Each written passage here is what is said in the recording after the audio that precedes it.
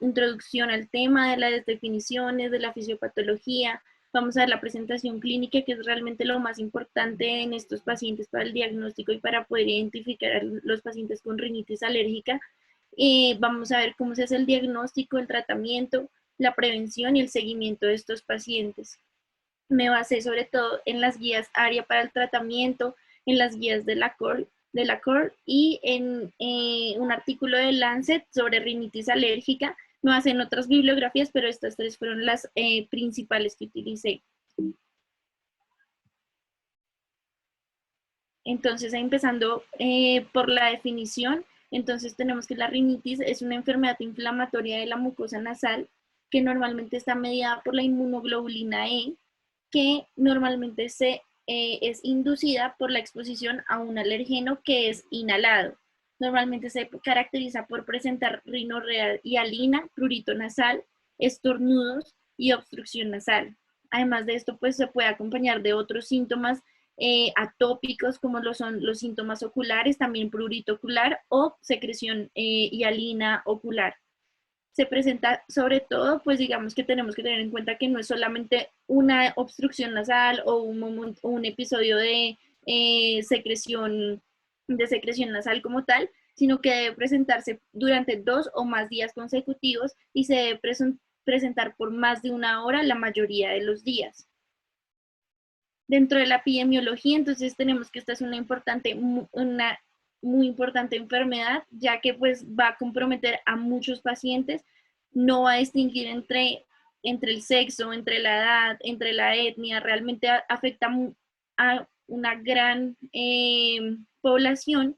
De hecho, pues digamos que afecta dentro del 20 al 30% de los adultos en Estados Unidos y alrededor del 40% de los niños. Entonces vemos que la rinitis alérgica principalmente es una enfermedad que se presenta en la infancia, en edades, sobre todo en menores de 20 años.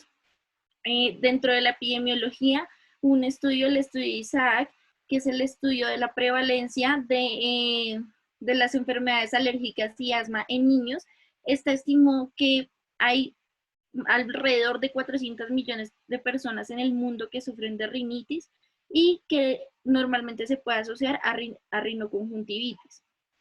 Este estudio se hizo en diferentes fases, desde 1992 a 1998 se estimó que en niños de 6 a 7 años la prevalencia era de 0.8 a 14.9% en niños de 6 a 7 años y en niños de 13 a 14 años la prevalencia es de 1.4 a 39.6%. Este estudio también estimó, digamos que buscó tener como variabilidad entre la población estudiada, estudió poblaciones en Europa Oriental, en Asia y en diferentes partes del mundo para tener como una globalización y una estimación más precisa de la prevalencia de la rinitis. Ellos estimaron también que en Europa Oriental y en Asia la prevalencia es menor. Ya dentro de la segunda fase del estudio, ellos concluyeron que la prevalencia de la rinoconjuntivitis en niños de 6 a 7 años es de 8 a 5% y en niños de 13 a 14 años puede ser hasta de 14.6%. Digamos que estos valores, pues lo único que nos dicen es que es una enfermedad demasiado prevalente y que debemos tener en cuenta tanto como médicos generales y como médicos especialistas en el área, digamos, de las vías respiratorias, porque pues van a llegar muchos pacientes y debemos saberlos tratar. Ya más específicamente aquí en Colombia la prevalencia está estimada en el 22.6%, que tampoco es un número para dejar de lado, es pues una cifra muy importante que debemos tener en cuenta. Digamos que en Colombia la población pediátrica tiene una predilección por el sexo masculino. Sin embargo, durante el progreso de la edad, mediante se va avanzando, pues esta proporción va disminuyendo y la proporción en la adolescencia se iguala entre hombres y entre mujeres. Entonces el 80% de los individuos que tienen rinitis alérgica desarrolla la enfermedad antes de los 20 años, como ya lo había dicho. Es sobre todo una enfermedad de la infancia y que luego pues iguala el sexo, como ya lo había dicho, y digamos que entre esta misma enfermedad pueden coexistir diferentes comorbilidades, sobre todo asociadas a la atopía, como lo son la rinitis, asociada a la conjuntivitis, al asma y a la dermatitis atópica. Dentro de la importancia de esta enfermedad es que, aunque no parezca una enfermedad que pueda comprometer drásticamente o sea, digamos que agudamente la calidad de vida del paciente, o de pronto que inestabilice al paciente, pues de pronto no vamos a ver ese escenario, pero la calidad de vida del paciente sí se va a ver muy comprometida, y tenemos diferentes escenarios en donde pues digamos que debemos actuar para impedir que esto siga sucediendo. Entonces se ha demostrado que la rinitis como tal impacta en la productividad laboral de los pacientes, también impacta dentro del desarrollo y en la formación educativa de los niños, porque es claro que puede disminuir la capacidad de atención de un paciente por los síntomas, por la falta de concentración, y que esto además produce una muy alta carga económica a los sistemas de salud, porque aparte de ser una enfermedad muy prevalente, pues es una enfermedad también que incomoda al paciente y que deja o disminuye la capacidad de productividad de nuestro paciente. Entonces tenemos que hablar sobre todo pues de su relación con la atopía. Digamos que la atopía es la tendencia normal a desarrollar la respuesta mediada por inmunoglobulina E como un resultado de la exposición inocua a alergenos. Dentro de estas entidades tenemos a la dermatitis atópica, a la alergia a los alimentos, la rinoconjuntivitis y al asma. Entonces tenemos que tener en cuenta que esto puede presentarse simultáneamente en estos pacientes y puede llegar a ser muy prevalente. Entonces esto también pues digamos que es una guía diagnóstica, porque nuestros pacientes que tengan también un tipo de enfermedad atópica o antecedentes familiares de esto, también podemos encaminarlo hacia el diagnóstico de rinitis. Entonces aquí teniendo como factores de riesgo para presentar como atopía, entonces tenemos factores genéticos. Entonces se ha dicho que la atopía tiene un patrón de herencia autosómico dominante, puede ser se dice que es con penetrancia incompleta. Normalmente se asocia al complejo de mayor distocompatibilidad tipo 2, que normalmente se encuentra en el cromosoma 6. Este es el cromosoma como más estudiado y el que más se ha asociado a la predisposición genética. Sin embargo, se ha visto que en varios cromosomas, como en el 2, en el 5, en el 7, en el 11, en el 13, el 16 y el 20, también podemos encontrar genes asociados a predisposición para esta enfermedad. Otro de los factores de riesgo es el origen étnico. Entonces se dice que es mucho mayor en población europea caucásica y en población de alto nivel socioeconómico. Dentro de esto, pues tenemos muy importante la teoría de la higienización. Entonces, digamos que es una teoría que dice que los países desarrollados, los países que tienen más posibilidades de higienización, de prevención de enfermedades, de prevención de exposición a enfermedades respiratorias, tienen un aumento de este tipo de enfermedades. También la exposición a microorganismos como la hepatitis B, la familia de los Mycobacterium y el Toxoplasma gondii. Nacer en una estación con polen, pues obviamente que en rinitis alérgica solamente, y en rinitis pues estacional. La contaminación ambiental y la exposición a humo de cigarrillo es súper importante, es uno de los factores más importantes. De hecho, dentro de los factores de prevención, incluso pues antes de que se presente la enfermedad, está que pues digamos la madre no debe estar expuesta al humo de cigarrillo, ni tampoco en edades menores cuando el paciente nace. Esto es muy importante para el desarrollo de la enfermedad. Otra de las teorías es no tener hermanos mayores, entrar a estudiar siendo, pues, digamos que teniendo una edad mayor a 4 años, y tener unos niveles de inmunoglobulina E mayores a 100 unidades por mililitro.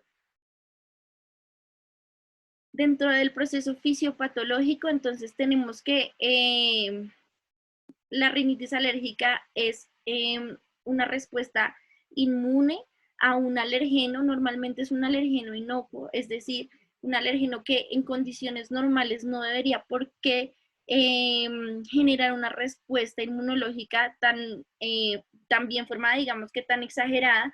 Entonces, digamos que a veces hay alérgenos que no son lesivos, como a veces tenemos el polen, los ácaros, el polvo, muchos de esos que están en el ambiente y que el paciente como que sobredimensiona la reacción a este alergeno. Entonces tenemos que principalmente hay un estímulo, es decir, algún alergeno se une a los toll-like receptors que están dentro de la membrana o de las mucosas nasales. Allí van a estar las células dendríticas. Las células dendríticas van a tener un receptor que se llama el receptor de linfopoyetina estromal tímica. Este receptor de linfopoyetina pues va a activar las células dendríticas y las células dendríticas van a actuar como células presentadoras de antígeno. Estas células entonces van a capturar a los alergenos, van a presentar el antígeno a los linfocitos T. Normalmente estos linfocitos T pues son, digamos que son inmaduros, no tienen una predilección y esta molécula entonces va a actuar sobre, pues digamos que va a iniciar una vía sobre la vía de los linfocitos TH2. Estos linfocitos TH2 entonces tienen una capacidad y es que liberan sustancias interleuquinas proinflamatorias como lo son la interleuquina 4 y la interleuquina 13, que son las que generan la activación de los linfocitos B. Estos generan un cambio en el isotipo de la inmunoglobulina E, es decir, estos, digamos que la interleuquina 4 y la interleuquina 13 son los que van a generar o decirle a los linfocitos B que generen inmunoglobulina E. Luego de esto, pues cuando ya los anticuerpos de inmunoglobulina E están formados, estos salen a la circulación y se unen a los receptores de células como los mastocitos y células basofílicas, y estas se depositan en tejidos y en las mucosas. Digamos que esta es la primera parte de la reacción inmunológica que ocurre, es la primera fase, la primera exposición. Sin embargo, en este caso, pues el paciente puede no haber presentado todavía la sintomatología, y luego cuando hay una segunda exposición al alergeno, sí ocurre que el paciente, como ya está sensibilizado y ya tiene inmunoglobulina E y moléculas preformadas, entonces los mastocitos lo que hacen es liberar histamina, y la histamina es la molécula realmente principalmente encargada de producir todos los síntomas. Entonces produce el prurito, la congestión, la secreción nasal, todo esto está mediado por esto, por la histamina. También se producen otro tipo de sustancias como son el TNF-alfa, los leucotrenos, las prostaglandinas. La prostaglandina D2 está muy, digamos que, involucrada en el proceso de la estimulación de los eosinófilos y también en el proceso de la congestión nasal. Entonces, digamos que así es como se produce toda la sintomatología del paciente.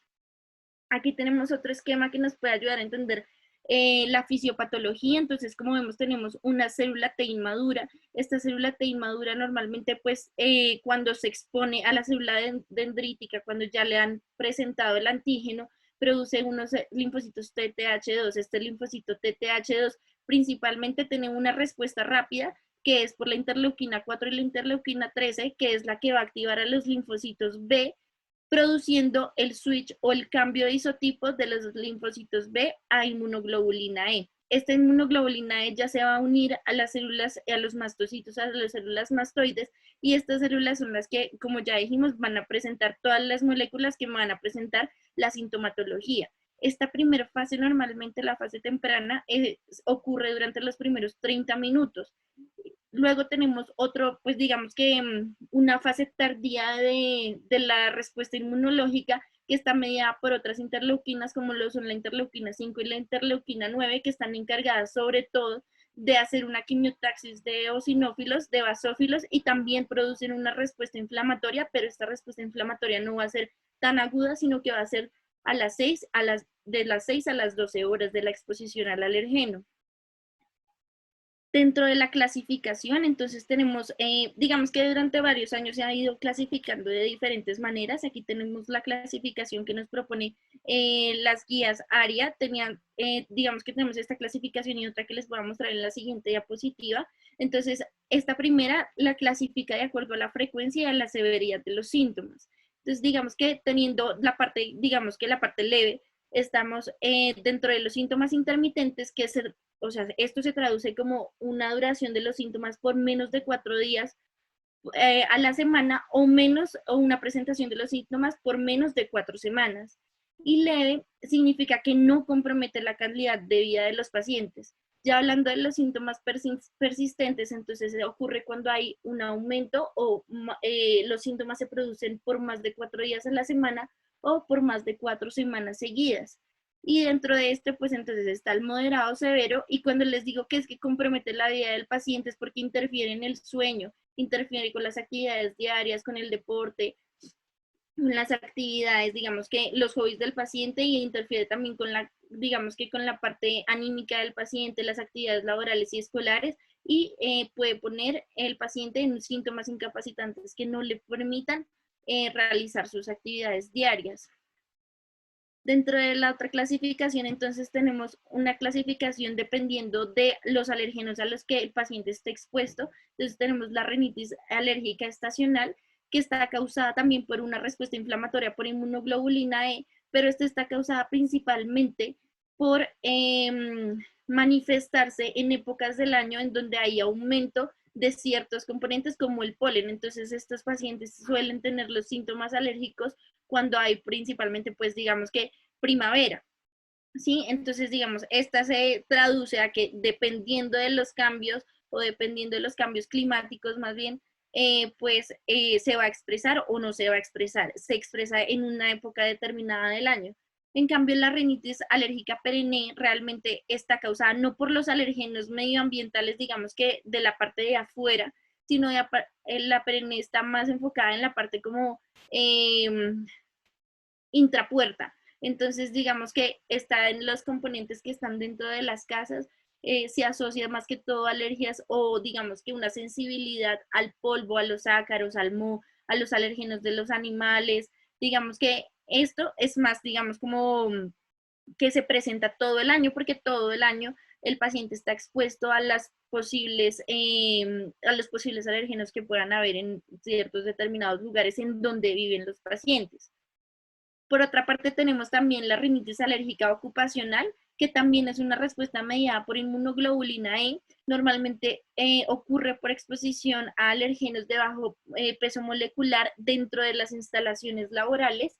Y digamos que aquí tengo como una tablita donde resumimos más o menos en dónde pueden estar como los pacientes que más pueden sufrir de rinitis alérgica laboral.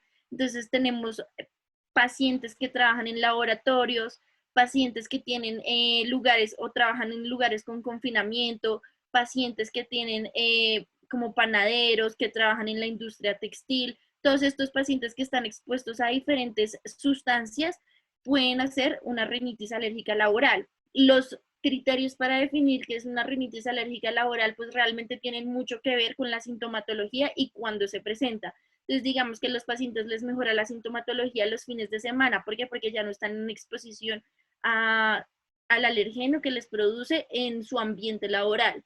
Los síntomas normalmente inician durante el trabajo, durante la jornada laboral. Los síntomas recurren cuando hay una reexposición al alergeno. Los compañeros de trabajo también pueden hacer digamos que una predisposición a rinitis.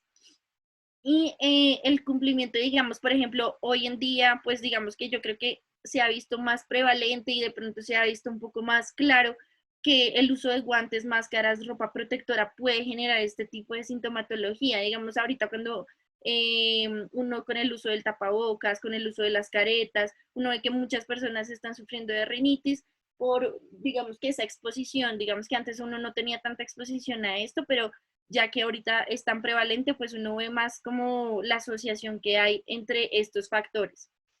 También pues tener un antecedente de familiares con atopía, pues puede, digamos que predisponer al paciente a generar este tipo de reacción a alérgenos en el ámbito laboral, y también el consumo de tabaco es uno de los factores predisponentes. Entonces, dentro del diagnóstico, entonces tenemos que tener en cuenta que pues va a ser algo clínico, principalmente lo más importante es la clínica y el examen físico. Digamos que los paraclínicos dentro de esta patología se pueden usar y se deben utilizar en casos específicos, pero digamos que es muy importante tener pues el paciente, ver al paciente y escucharlo. Entonces, lo primero es que haya una historia familiar de enfermedad alérgica. Esto va a ser súper importante porque este paciente seguramente va a estar muy predispuesto a presentar una rinitis alérgica. Pueden tener la triada atópica, entonces la triada atópica es la dermatitis, rinitis y asma. Pacientes que sugieran que tienen síntomas de congestión nasal, secreción nasal. Esta secreción nasal normalmente es hialina, no es mucopurulenta, no está infectada. La piquiña de la nariz es un síntoma muy recurrente, el prurito nasal es muy importante, también con prurito en los ojos se asocia mucho, y los estornudos en este caso pues son caracterizados como unos estornudos en salva. Normalmente ocurre que pues son varios estornudos, más de 3 estornudos de una sola vez en un solo momento, y también una obstrucción nasal que normalmente es bilateral o en báscula, normalmente compromete ambas fosas nasales. Y normalmente se puede ver influenciada esta obstrucción nasal por el decúbito. Entonces, dependiendo del paciente, de donde se acueste el paciente, pues digamos que esta obstrucción se puede manifestar más a un lado o al otro. Dentro del examen físico, ya les voy a hablar un poco más con foticos. El examen físico, entonces va a pasar a la rinoscopia anterior. Entonces, dentro de la rinoscopia anterior, súper importante que vamos a ver 3 cosas, digamos 4 cosas. Los cornetes, entonces dentro de los cornetes uno puede ver que generalmente se pueden presentar con edema. El edema suele ser simétrico y digamos que uno puede ver un edema simétrico de la mucosa y de los cornetes inferiores.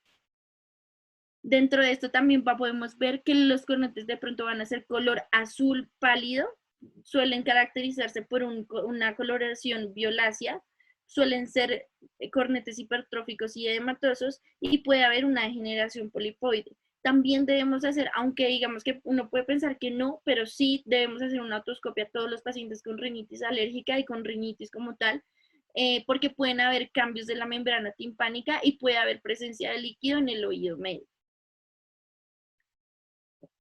Dentro del examen físico, entonces digamos que esto es lo que en serio uno es muy prevalente y uno lo ve muy claro en los pacientes alérgicos o riníticos, es que pueden tener pliegue horizontal en el puente nasal. Esto normalmente está asociado al saludo alérgico, que es lo que ven a la parte derecha de la pantalla. Normalmente estos pacientes suelen rascarse mucho la nariz por la misma sintomatología que produce la patología.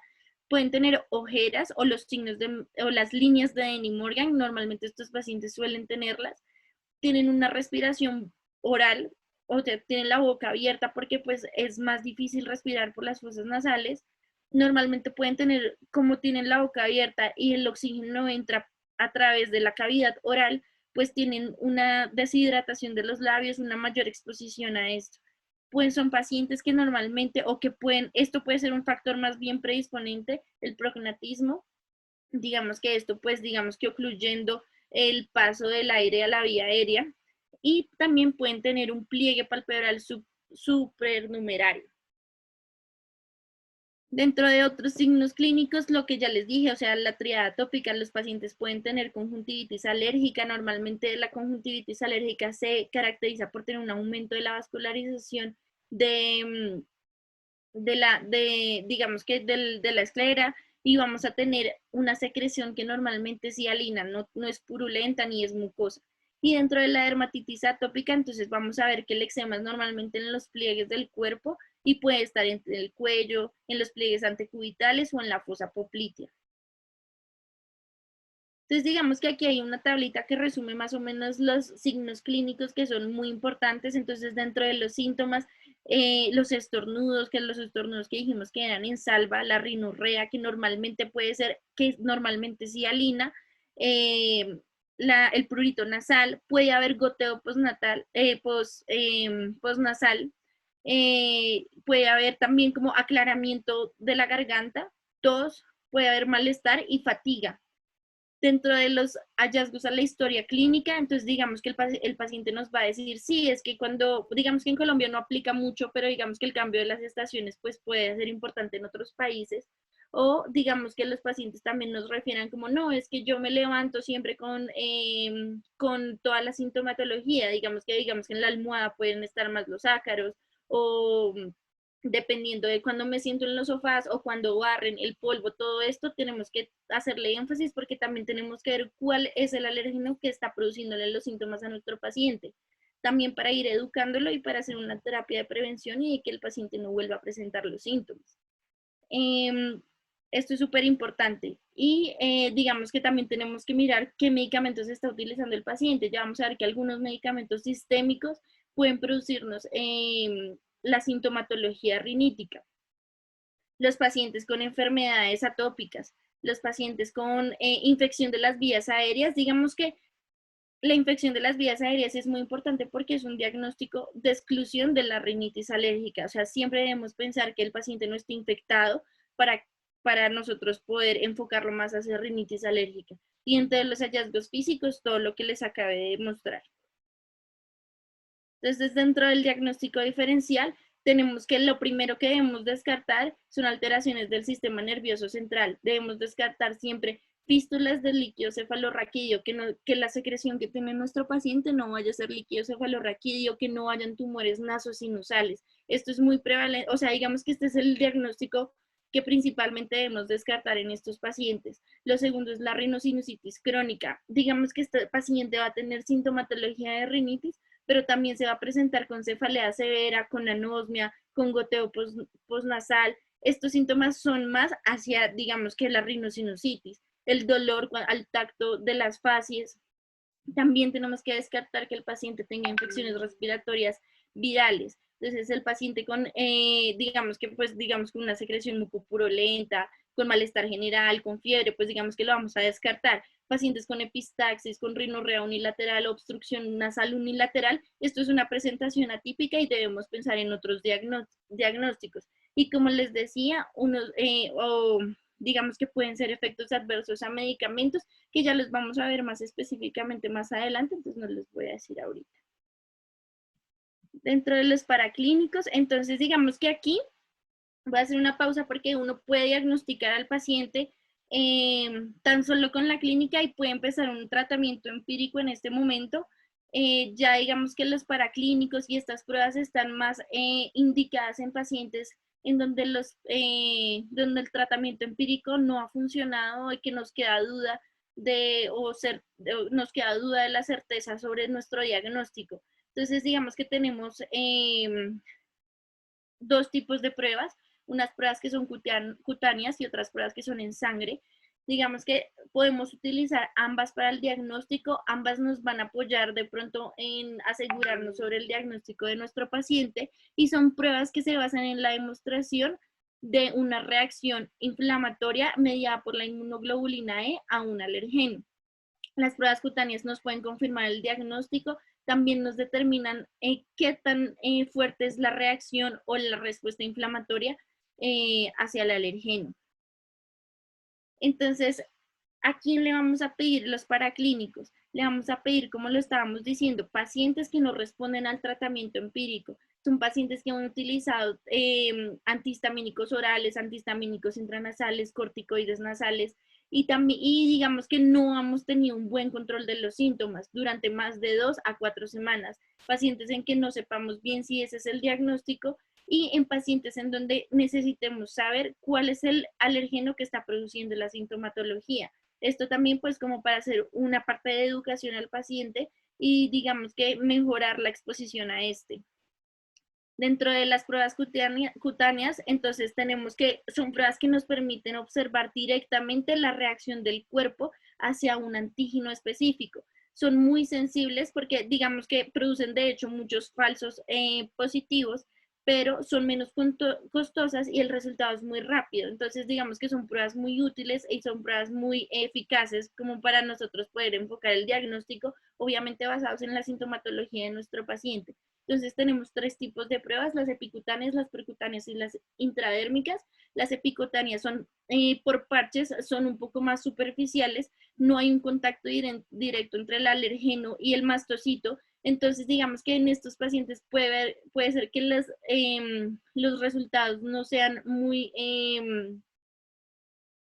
no en todos los pacientes nos genera una sensibilización porque o sea, estas pruebas sería como un paciente ya demasiado sensibilizado a algún alergeno que nos produzca con un muy pequeño estímulo una respuesta inflamatoria. Entonces, no todos los pacientes van a presentar aquí, digamos que la positividad de la prueba.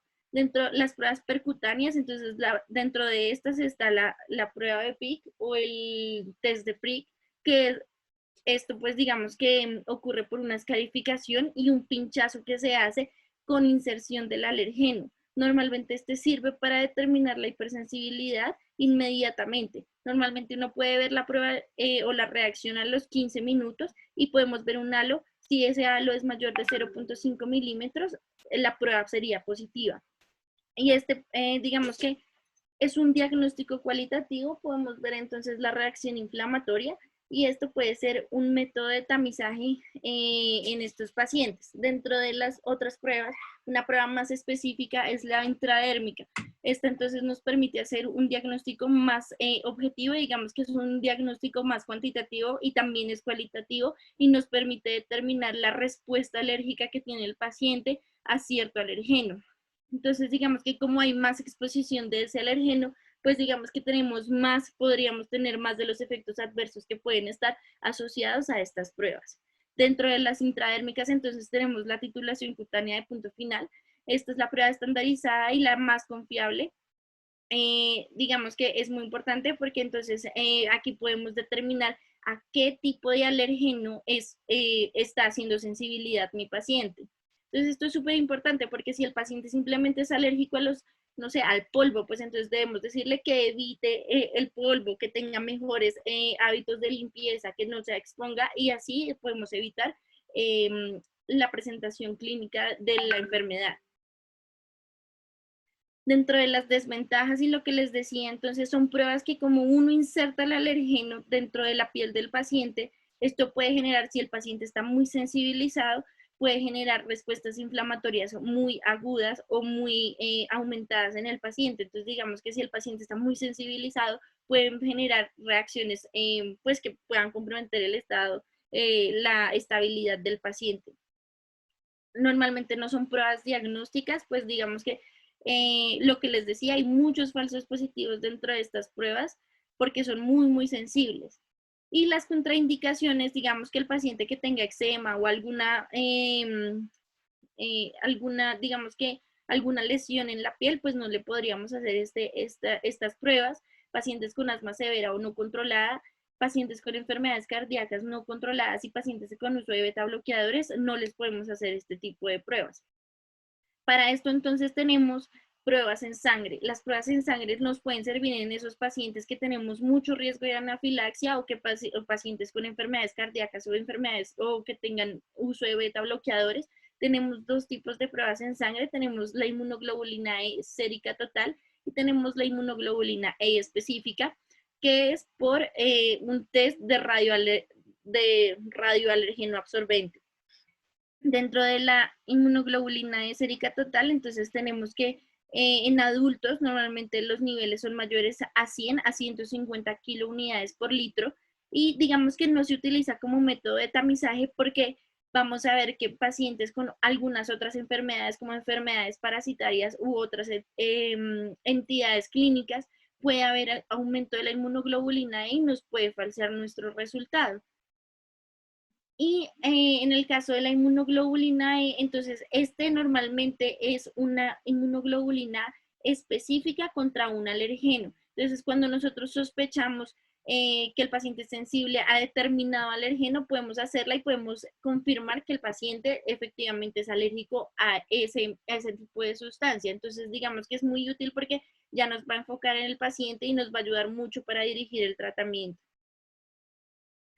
Las imágenes están indicadas o no están indicadas en el diagnóstico, realmente no están indicadas, no las recomiendan para el diagnóstico, no se ha visto que tengan una utilidad clínica, no mejora la sensibilidad en el diagnóstico, digamos que no aumenta la posibilidad de dar tratamientos a los pacientes ni nada de esto, entonces no se utiliza ni la radiografía ni la tomografía, realmente las imágenes están más indicadas de pronto en pacientes que tengan complicaciones por la rinitis alérgica, digamos que pacientes que uno sospeche de pronto un absceso o que tengan coinfecciones, que podamos ver que de pronto tengan alguna otra entidad que nos haga sospechar que hay una complicación de la enfermedad, podemos hacerle una imagen, pero para el diagnóstico no están recomendadas.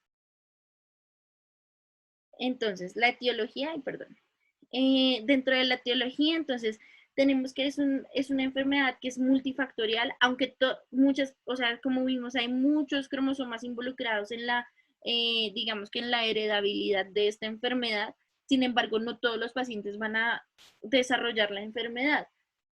Tenemos que tener en cuenta que tienen que ver mucho los factores medioambientales, la exposición a los alérgenos a los cuales esté expuesto el paciente. Digamos, hay muchas cosas importantes como la lactancia materna es un factor protector, no estar expuesto al humo de tabaco. Todo esto es importante para el desarrollo de la enfermedad y que, que se manifieste como tal la sintomatología rinítica. Dentro de los factores de riesgo, entonces digamos que por sexo, digamos que la historia familiar, lo que les decía, el estrato económico es súper importante, también estar expuesto a un estímulo. Entonces, digamos que uno puede ser alérgico, pero si no está expuesto al estímulo, pues realmente no va a presentar la sintomatología.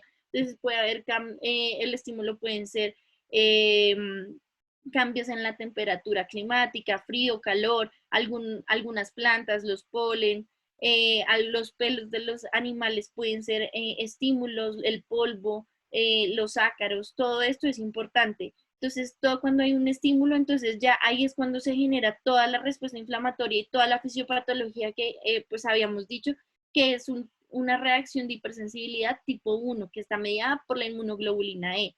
Entonces, digamos que esto es súper importante porque no todos los pacientes predispuestos van a generar la enfermedad, sino que debe haber una combinación de todo. Tiene que haber una parte genética y tiene que haber una parte medioambiental que predisponga al paciente. Entonces, voy a hacer énfasis ya en el tratamiento. Es muy importante al inicio, o sea, uno piensa que de pronto solamente son los medicamentos, pero no, en esta enfermedad es muy importante lo que les venía diciendo, identificar entonces el alergeno, decirle al paciente si él si identifica cierto alergeno, que no se exponga a este o que intente hacer, o sea, que tome medidas que no lo expongan a este tipo de sensibilidades. Entonces, digamos que dentro de las recomendaciones que podemos darle a nuestro paciente es primero evitar los factores desencadenantes, como veníamos diciendo, mantener un ambiente limpio, lavar la ropa con agua hirviendo, evitar muñecos de peluche que tengan de pronto ácaros, que tengan de pronto polvo, que puedan estar produciendo la sintomatología, evitar los animales dentro de la casa. Igualmente, si un paciente tiene animales en la casa, pues no le vamos a decir que no lo tenga. Realmente, pues digamos que no hay evidencia realmente de que pues tener el perro o el gato en la casa sea el productor de los síntomas, pero sí definitivamente uno ve que es preciso cuando está al lado de un animal doméstico, pues realmente debemos, no sé, cómo hacerle caer en cuenta al paciente de pronto si esa es la causa y cómo podría poder intervenir como este detalle. Reemplazar los tapetes por baldosas, limpiar el polvo con trapos húmedos para poder así mejorar como la limpieza y el polvo. Los acaricias realmente no tienen mucha evidencia, pero se han usado. No está demostrado que sean útiles o que disminuyan la sintomatología de los pacientes. Y dentro del tratamiento farmacológico, entonces ya voy a hablar específicamente cómo es el tratamiento farmacológico, pero tenemos muchas opciones, tenemos los corticoides, los antihistamínicos, tenemos descongestionantes, estabilizadores de mastocitos, anticolinérgicos, antagonistas de los receptores de leucotrenos, lavados nasales e inmunoterapias e incluso cirugía, no la puse aquí, pero también puede haber cirugía. Entonces tenemos muchas opciones de tratamiento para ofrecerle a nuestro paciente. Aquí tengo como, digamos, las medidas ambientales, es una tabla comparativa que, digamos, que estudia qué medidas ambientales funcionan o que se ha demostrado que funcionan y qué otras no. Entonces, digamos que lo que les hablaba, la remoción de, digamos, las mascotas, sí se ha evidenciado que tiene una reducción en los síntomas. No sé si de pronto han escuchado que de pronto a veces les recomiendan como bañe más a su mascota o bañela 2 veces por semana. Esto es mucho, digamos, no sé si tienen mascota, pero eso es, pues, digamos que uno no baña al perro 2 veces a la semana. Y esto no ha demostrado que disminuya la sintomatología de los pacientes. Utilizar acaricidas puede ser que disminuya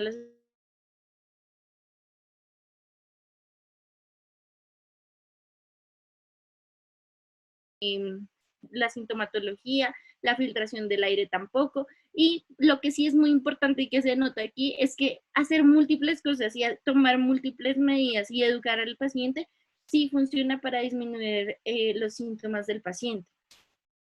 Entonces voy a empezar por el tratamiento, digamos que el gol estándar de esta patología, que son los corticoides inhalados.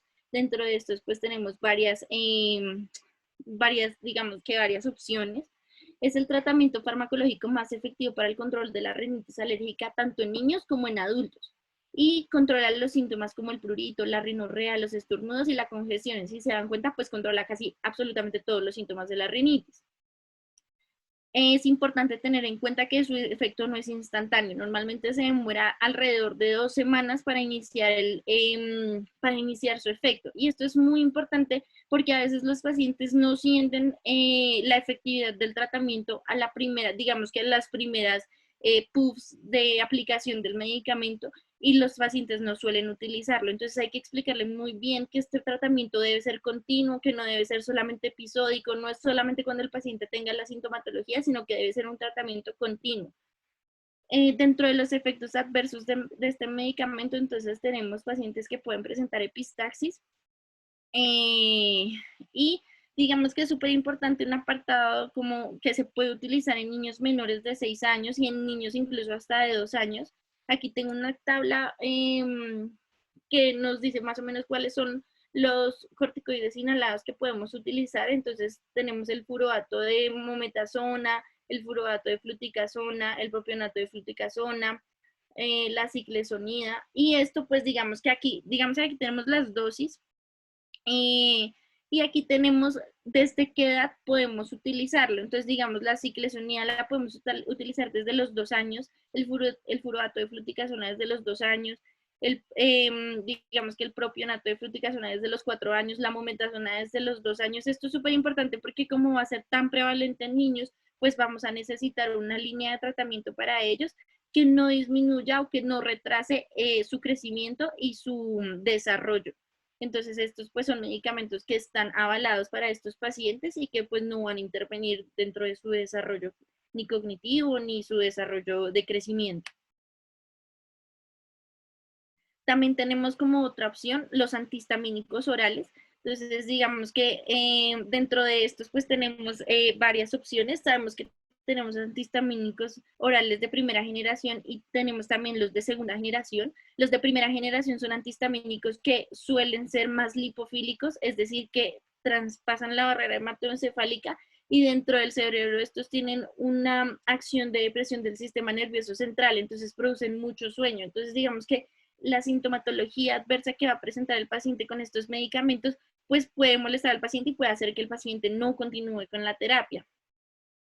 Este tipo de medicamentos, pues es, digamos que es uno de los que a los pacientes más les gusta o de pronto sí le ven efectividad, porque sus síntomas, pues digamos que la disminución de los síntomas empieza a la hora de la administración de estos mismos. Entonces, pues digamos que es uno de los que los pacientes a veces más prefieren y de pronto que el paciente como que se sienta más cómodo.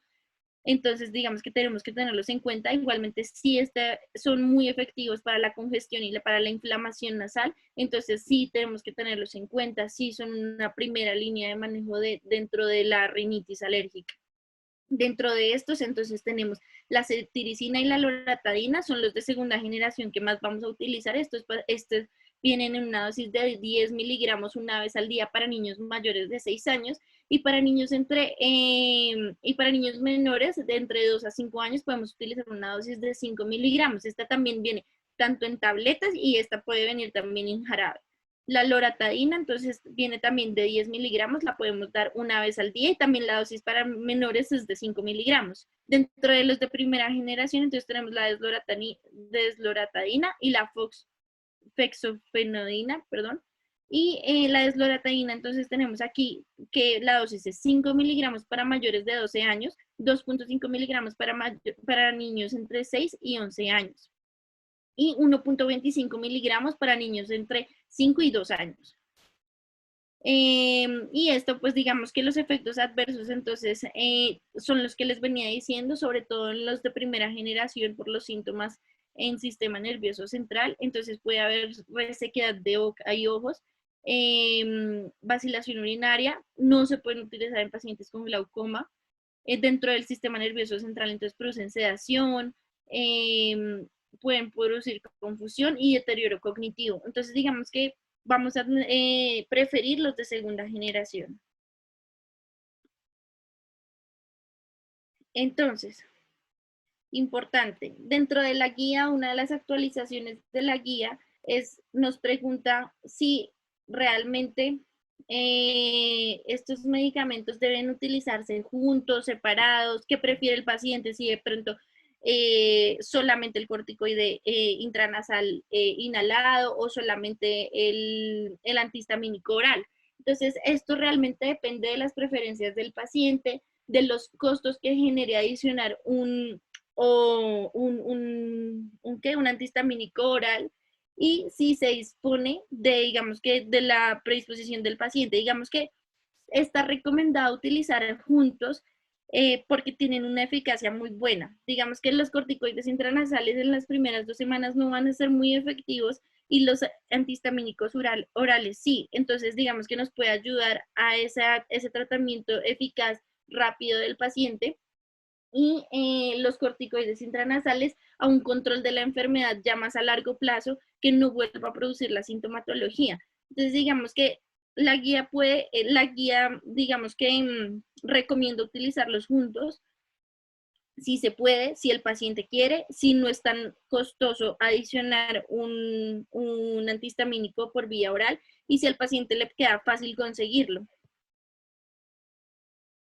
Entonces, dentro de otra línea de tratamiento que podemos ofrecerle a nuestros pacientes están los aerosoles nasales antihistamínicos. Entonces, dentro de estos tenemos principalmente 2 medicamentos: la celastina, que viene en concentraciones de 0.1% o al 0.15%.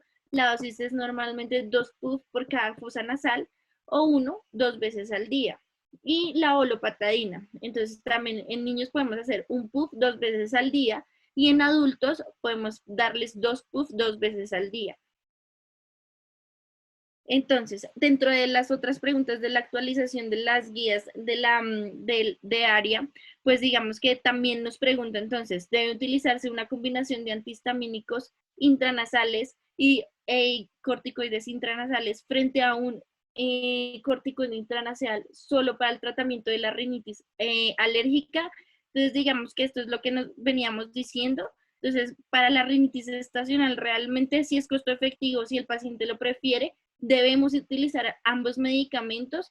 Si se puede, se deben iniciar ambos. Y también tenemos que tener en cuenta si el paciente tiene unos síntomas persistentes, ¿no? O sea, cuál es la severidad del compromiso de la enfermedad para nosotros decidir si realmente este paciente se beneficia de un manejo dual o de un manejo de monoterapia. Dentro de pues dentro de la rinitis alérgica perenne, también pues digamos que más bien ellos se inclinan hacia que puede ser los corticoides inhalados como monoterapia, pero que también se puede, si el paciente quiere y si es cómodo para él, utilizar ambos medicamentos al mismo tiempo. Entonces, cuando solamente queremos, digamos que utilizar una sola terapia, ¿cuál es el mejor? ¿El corticoide inhalado, el antihistamínico inhalado o el antihistamínico oral? ¿Cuál elijo? Esta es una de las preguntas, pues digamos que la guía hace como mucho énfasis. Entonces, digamos que ella la resuelve. La primera línea realmente es el corticoide inhalado, y realmente si uno quisiera y si el paciente realmente le parece incómodo, digamos que los entonces debemos dar un antihistamínico oral, pero realmente la primera línea es el corticoide inhalado. Este es digamos que el gol estándar para el tratamiento de la rinitis alérgica. Entonces aquí tenemos una guía, digamos que la guía nos ofrece dentro de sus actualizaciones una escala visual análoga que pues digamos que ellos dicen que está en una aplicación y todo y la clasifican dentro de 1 a 100 o digamos que de 1 a 5. Sí, es lo mismo, solamente que le ponen un 0 o no le ponen el 0.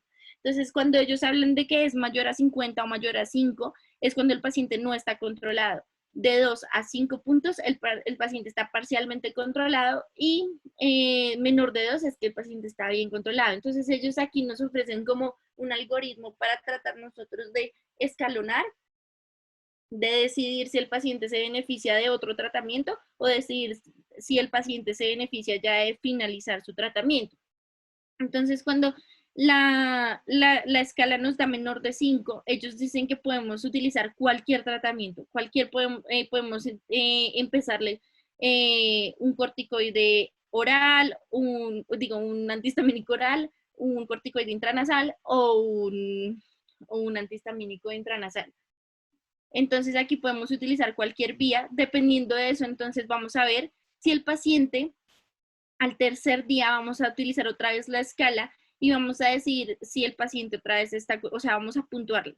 Si el paciente otra vez está por debajo de 5 puntos, entonces vamos a continuar. Si el paciente es sintomático, vamos a continuar con el tratamiento que instauramos. Y si el paciente no es sintomático, definitivamente mejoró la sintomatología, podemos disminuir la dosis o de pronto hacerlo un poco más intermitente porque este paciente, pues digamos que estaba en un buen control de su enfermedad. Pero si nosotros iniciamos con una escala visual análoga mayor de 5, entonces podemos utilizar cualquiera de los que ya hemos visto. Podemos inicialmente entonces los corticoides intranasales como monoterapia o podemos utilizar los corticoides intranasales con la terapia intranasal, con los inhibidores del receptor de H1 que son los antihistaminérgicos. Entonces también lo vamos a evaluar al día 3. Y si la escala visual análoga sigue siendo, pues digamos que desfavorable en cuanto a la sintomatología del paciente, entonces debemos adicionar un tratamiento al paciente y considerar remitir al paciente y considerar otro tipo de terapias de las cuales ya vamos a hablar más adelante. Entonces, este algoritmo anterior es para los pacientes que es por primera vez les hacemos el diagnóstico y por primera vez vamos a iniciar el tratamiento. Entonces ellos nos proponen también un algoritmo para aquellos pacientes que ya vienen con un tratamiento, que ya han sido tratados. Entonces digamos que ellos nos dicen si el paciente ya viene con un medicamento de primera línea y el paciente ya no tiene síntomas o es una rinitis intermitente, podemos detener o disminuir el tratamiento que le estamos dando. O si el paciente tiene una rinitis persistente, entonces debemos mantener el tratamiento o indicar como un step up dentro de las opciones de tratamiento que vamos a darle al paciente. También vamos a evaluar al paciente a los 3 días, perdón, y vamos a hacer otra vez la escala visual análoga que nos propone la guía. Dentro de estos, entonces, si la escala visual análoga es mayor a 5, es decir, que el paciente no tiene un buen control de los síntomas, entonces vamos a iniciar el corticoide intranasal y si todavía no tiene otro coadyuvante, entonces vamos a utilizar el antihistamínico intranasal también. De esto después vamos a analizar a nuestro paciente en los próximos 7 días y vamos a volver a calcular el compromiso del paciente. Si no, pues digamos que vamos otra vez a remitir al paciente o vamos a tratar de optimizar el manejo. Entonces, dentro de otros manejos que podemos ofrecerle a nuestro paciente, tenemos los antagonistas de los receptores de leucotrienos y aquí la guía también hace énfasis en esta pregunta. Entonces, debe usarse un antagonista del receptor de leucotrienos frente a un antihistamínico oral para el tratamiento de la rinitis alérgica. Entonces, digamos que ellos realmente dicen que no, uno debe preferir o los corticoides intranasales o el antihistamínico oral, pero debemos considerar el uso de estos medicamentos cuando el paciente sufre de rinitis y de asma al mismo tiempo. Entonces, digamos que es muy bueno porque también nos va a disminuir la obstrucción nasal, la rinorrea y los síntomas conjuntivales, pero en pacientes que tengan comorbilidad con asma. Entonces, digamos que los efectos adversos, entonces tenemos dentro de ellos la cefalea y síntomas gastrointestinales y la dosis va a ser de 4 miligramos al día para niños de 6 meses, de 5 miligramos para niños entre 6 y 15 años y de 10 miligramos para niños mayores de 15 años. Dentro de otros de los tratamientos que podemos también ofrecerle a nuestros pacientes tenemos los descongestionantes, dentro de ellos tenemos la pseudoefedrina, la fenilefrina y la oximetazolina. Dentro de la pseudoefedrina y la fenilefrina, entonces tenemos que son agentes vasoconstrictores, son agonistas de los receptores alfa-adrenérgicos. Normalmente son medicamentos que actúan muy rápido, a los 10 minutos de la administración tenemos ya una acción y una disminución de la congestión nasal. Y digamos que esto se le puede dar al paciente, digamos que como síntoma, como algo del manejo sintomático, si ya de pronto es muy, el paciente pues digamos que compromete mucho la calidad de vida del paciente. No se debe usar en pacientes con glaucoma, con hipertiroidismo, en enfermedades cardiovasculares ni en enfermedad prostática. Y la oximetazolina entonces también es un medicamento que ayuda mucho a la congestión nasal, pero produce uno de los tipos de rinitis, que es la rinitis medicamentosa. Entonces, digamos que no se puede utilizar a largo plazo. Entonces, digamos, si el paciente tiene un día muy malo, digamos, de que de síntomas, se puede colocar oximetazolina, pero no es un tratamiento que consideremos a largo plazo y por eso no es de primera línea.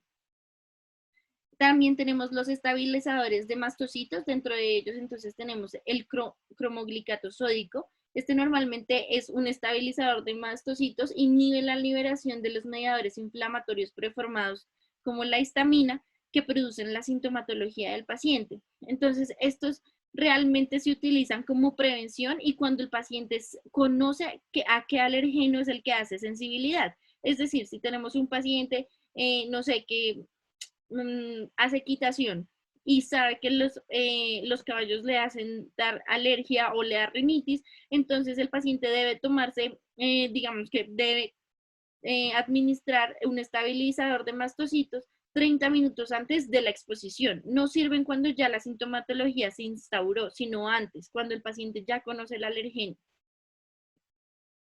También tenemos anticolinérgicos tópicos, dentro de estos tenemos el bromuro de ipratropio intranasal, que viene en una erosión nasal de 0.03%.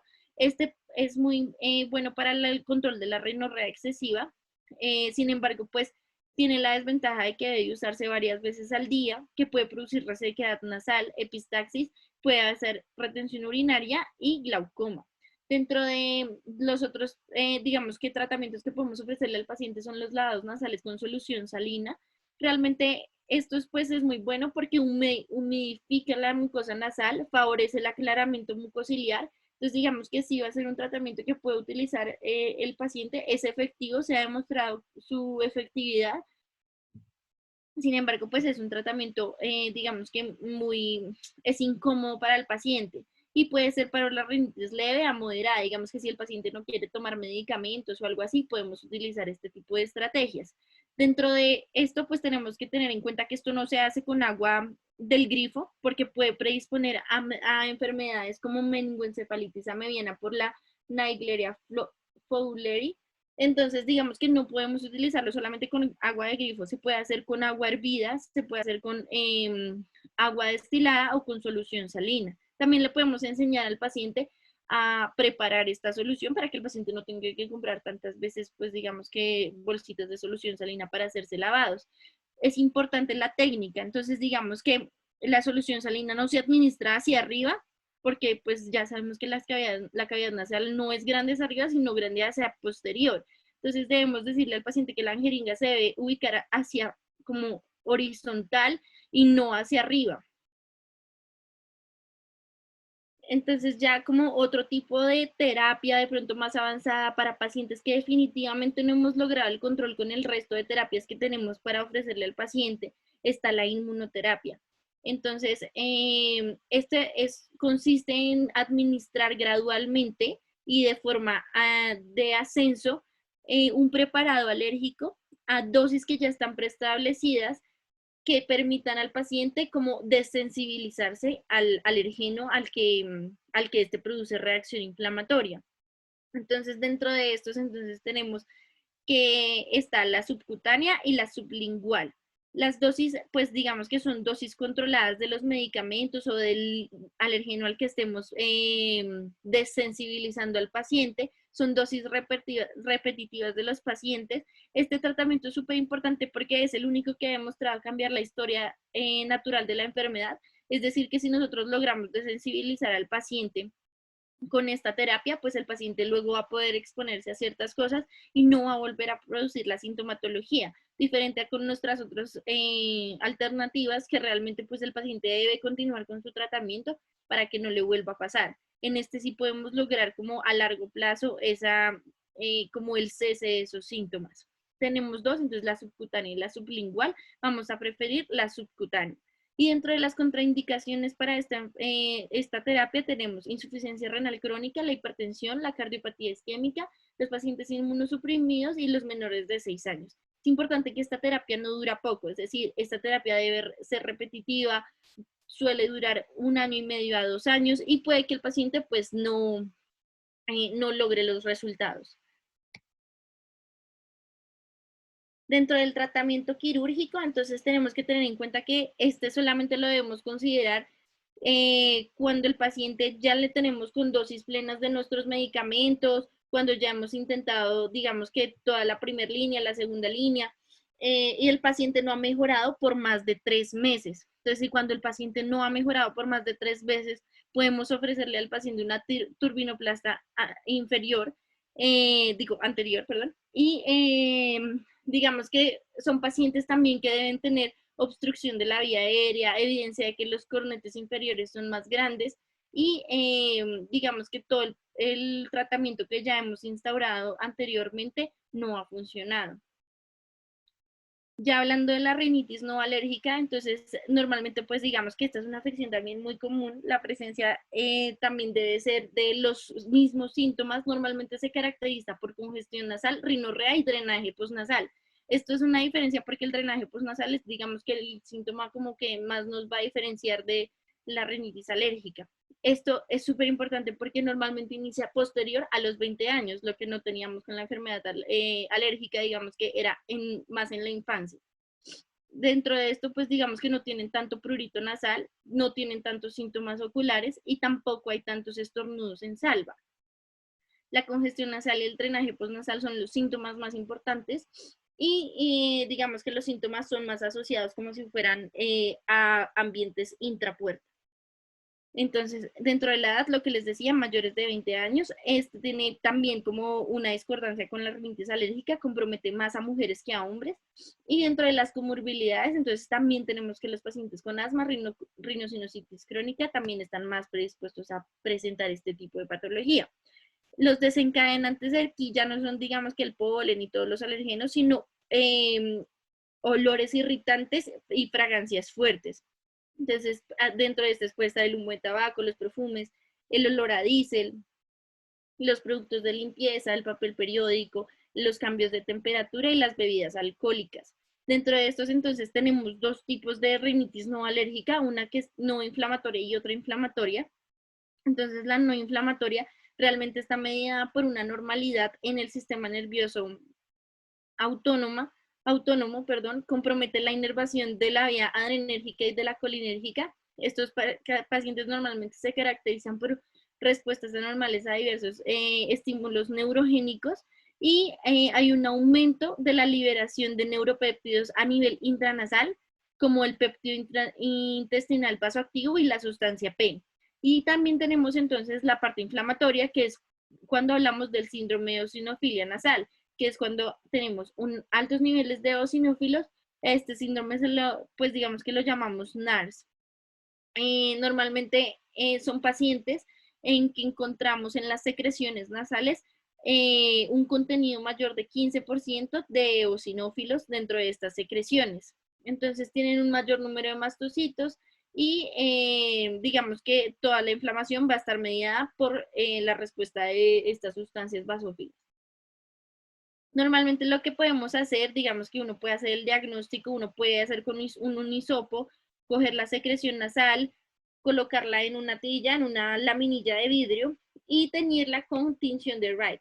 Y esto pues da el microscopio óptico, entonces vamos a ver si hay infiltración de eosinófilos o si no lo hay y vamos a hacer el diagnóstico. Dentro de la rinitis no alérgica, no inflamatoria, entonces tenemos dos tipos, tenemos la rinitis vasomotora y tenemos la rinitis gustativa. Entonces la rinitis vasomotora se caracteriza por síntomas intermitentes de congestión, de secreción nasal o acuosa y por una reacción exagerada a irritantes inespecíficos. Dentro de estos está especialmente el aire contaminado, los cambios de temperatura, una exposición al aire frío y al aire seco. Y dentro de la rinitis gustativa, entonces tenemos que es más una afección episódica con rinorrea acuosa prominente, que normalmente se desencadena por alimentos calientes o picantes y es causada por un reflejo mediado por el nervio vago. Entonces, la inflamatoria, entonces tenemos aquí por otra parte que tienen pruebas cutáneas e in vitro negativas para inmunoglobulina E. ¿Qué ocurre en este caso? Lo que pasa es que el paciente sí produce inmunoglobulina E, sí hay una hipereosinofilia, pero la producción de inmunoglobulina E no se produce sistémicamente, sino que se produce a nivel local, solamente a nivel de las secreciones nasales o a nivel de las secreciones respiratorias.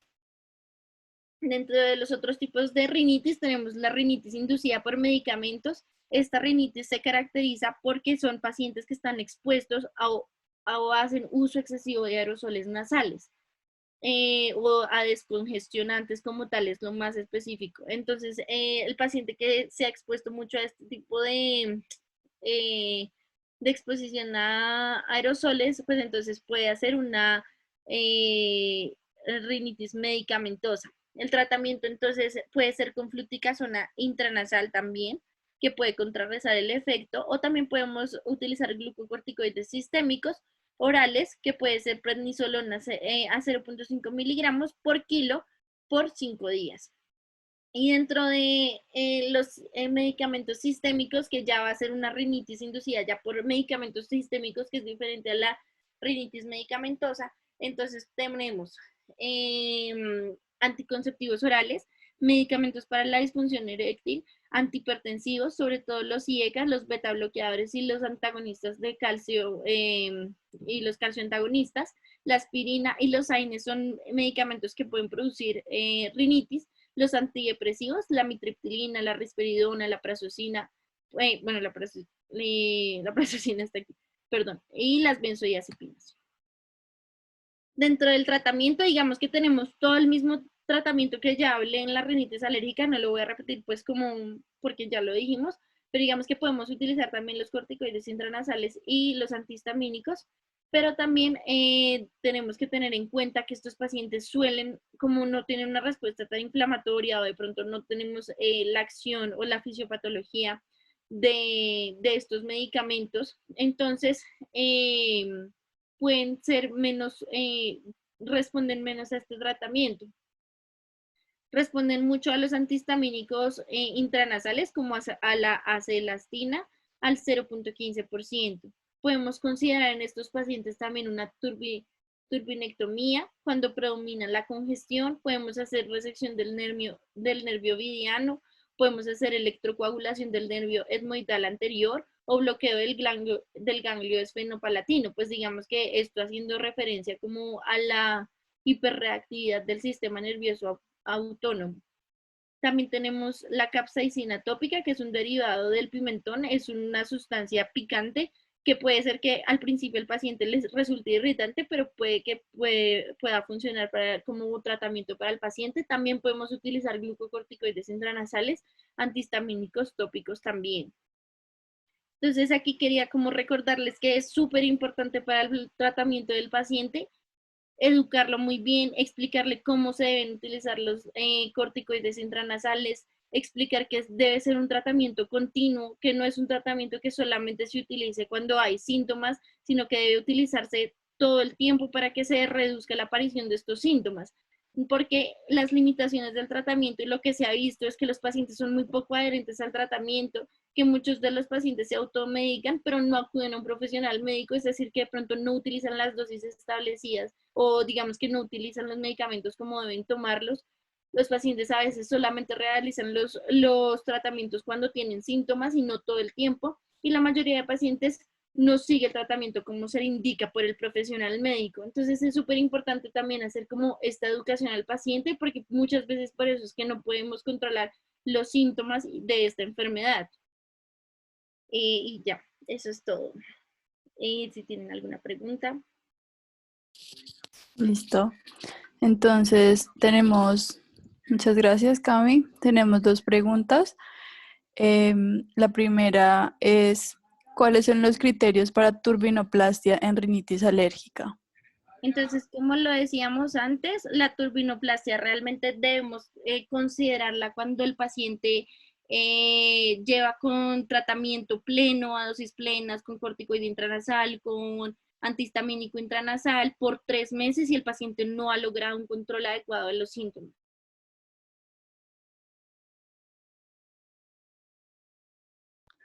Listo. Y la otra pregunta es, ¿en qué zona de las fosas nasales se produce la mayor reacción en la rinitis?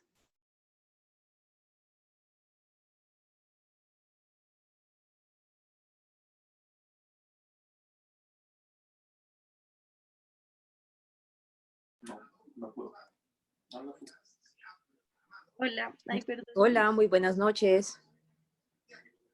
Buenas noches, doctora. Bueno, en términos generales, no es una reacción localizada. Acordémonos que la mucosa del tracto respiratorio y específicamente la mucosa nasal puede tener una reacción generalizada a nivel de toda la mucosa nasal e incluso puede tener también respuesta a nivel de la mucosa, a nivel de la garganta e incluso a nivel de los bronquios. Entonces, porque todo esto está recubierto por un mismo epitelio. Entonces, realmente que sea una zona específica en la nariz la que responda, no. Por el contrario, es una reacción generalizada y por eso mismo los síntomas pueden ser generalizados, incluyendo también síntomas atópicos en los ojos. ¿Ok? Listo, doctora, muchas gracias. Bueno, creo que ya hemos terminado las preguntas, entonces muchas gracias a Camila, a la doctora Natalia y a todos ustedes por acompañarnos durante esta charla. Que tengan feliz noche y nos vemos en la siguiente.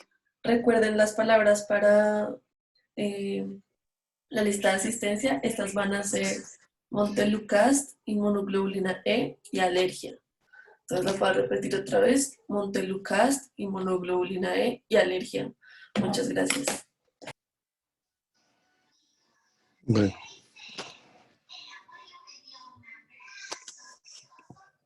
Felicitaciones a Camila, una excelente charla. Muchas gracias.